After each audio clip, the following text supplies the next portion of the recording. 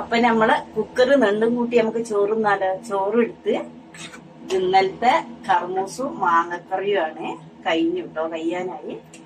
അപ്പൊ അതെടുത്തു. ഉപ്പേരി എടുത്ത് നല്ല പൊന്നാങ്കണ്ണി ഉപ്പേരി എടുത്ത് ഇനി നമ്മക്ക് നമ്മളെ സ്പെഷ്യൽ കുക്കറിൽ വെച്ച നെണ്ട്.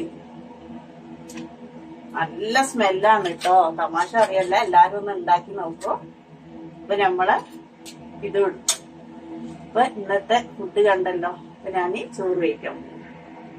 അപ്പൊ നമുക്ക് എന്താ കുക്കറിലെ നെണ്ടും കൂട്ടി ചോറ് കഴിച്ചാലോ. സൂപ്പറാണ് കേട്ടോ, നല്ല സ്മെല്ലാ.